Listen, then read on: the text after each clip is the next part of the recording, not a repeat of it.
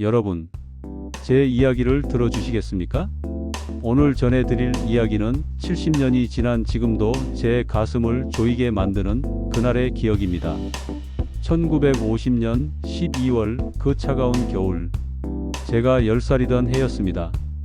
평안북도 작은 마을에서 아버지는 서당 훈장님이셨고 어머니는 동네에서 솜씨 좋기로 소문난 재봉사셨죠. 저에게는 8살 동생 순이가 있었습니다. 그해 겨울 중국군이 개입하면서 전선이 급속히 남하했습니다. 12월 4일 새벽이었습니다. 피난 가야 한다. 빨리. 마을 이장님이 집집마다 다니며 외치셨습니다. 멀리서 대포 소리가 점점 가까워지고 있었거든요. 어머니가 떨리는 손으로 쌀 2대를 보자기에 싸시며 말씀하셨습니다. 애들아, 엄마 손 꼭 잡고 있어야 한다. 절대 놓치면 안 돼.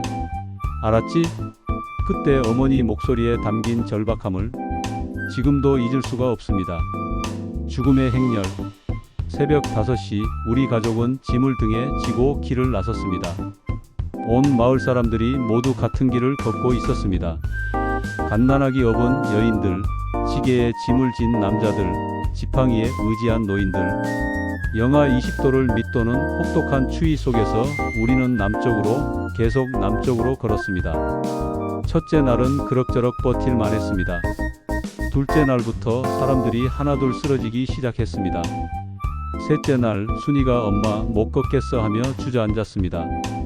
아버지가 순이를 업으셨지만 아버지도 이미 기력이 다한 상태였죠. 그리고 넷째 날 오후였습니다. 그 순간 갑자기 하늘에서 전투기 소리가 들렸습니다. 엎드려. 다 엎드려. 누군가 소리쳤지만 이미 늦었습니다. 기총소사가 시작되었습니다. 다다다다다. 사람들이 비명을 지르며 사방으로 흩어졌습니다. 어머니가 제 손을 더욱 꽉 잡으며 소리쳤습니다. 뛰어. 빨리 뛰어. 저는 어머니 손을 놓지 않으려 필사적으로 매달렸습니다.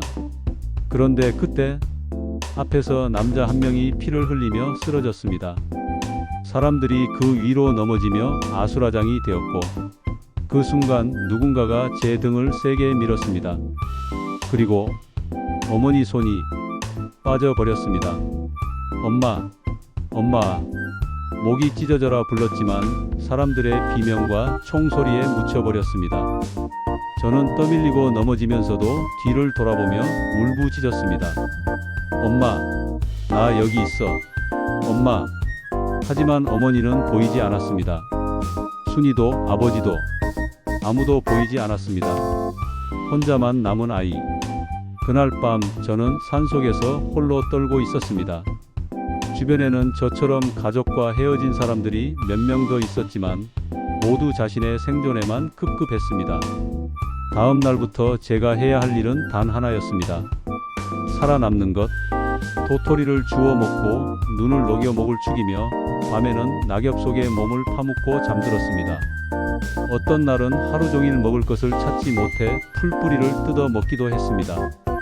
발가락 2개가 동상에 걸렸고 몸무게는 반으로 줄어들었습니다. 그래도 포기할 수 없었습니다. 엄마가 찾고 계실 거야. 나도 엄마를 찾아야 해. 그 생각 하나로 버텼습니다. 기적 같은 재해. 2달하고 보름. 그렇게 지옥 같은 시간이 흐른 후 저는 부산의 한 피난민 수용소에 도착했습니다. 뼈만 앙상하게 남은 몸, 너덜너덜해진 옷, 그리고 희망을 잃은 눈빛을 한 아이가 되어 있었습니다. 수용소 담당자가 제 이름과 고향을 물었습니다. 김영수, 평안북도 수도면. 그 순간이었습니다. 영수야, 영수야. 멀리서 들려오는 목소리. 저는 그 목소리를 알고 있었습니다. 고개를 돌려보니 초췌해진 얼굴에 눈물을 흘리며 뛰어오시는 어머니가 있었습니다. 엄마. 저는 그 자리에 주저앉고 말았습니다. 어머니가 저를 꼭 안아주셨습니다. 그 품에서 저는 목 놓아 울었습니다. 엄마, 미안해. 손 놓쳐서 미안해. 어머니도 저를 안고 우시며 말씀하셨습니다. 우리 아들 잘했어. 살아있어줘서 고마워. 엄마가 미안해. 그리고 알게 된 진실. 나중에 안 일이지만 그날 어머니와 아버지, 순이도 저와 똑같이 헤어진 가족을 찾아 헤맸다고 합니다. 아버지는 피난길에서 폐렴으로 돌아가셨고, 순이는 다른 피난민 가족에게 입양되어 무사했지만 어머니와는 1년 뒤에야 만날 수 있었습니다. 우리 가족은 결국 어머니와 순이 그리고 저 이렇게 셋만 남았습니다. 세월이 흘러 그로부터 73년이 지났습니다. 어머니는 15년 전에 돌아가셨고 순이도 5년 전 세상을 떠났습니다. 이제 그때 그 10살 아이였던 저만 남았습니다. 여러분, 저는 그때 배웠습니다. 가족이 곁에 있다는 것이 얼마나 소중한 일인지를. 따뜻한 밥 한 끼, 포근한 잠자리, 그리고 잘 다녀와라고 말해주는 사람이 있다는 것이 얼마나 큰 행복인지를. 오늘 이 글을 읽으신 여러분, 집에 가시면 가족들을 꼭 안아주세요. 사랑한다는 말을 아끼지 마세요. 화가 나더라도 따뜻한 말 한마디 건네주세요. 왜냐하면 우리는 언제 다시 그런 이별을 맞을지 모르거든요. 그리고 그때가 되어서야 후회해도 이미 늦으니까요.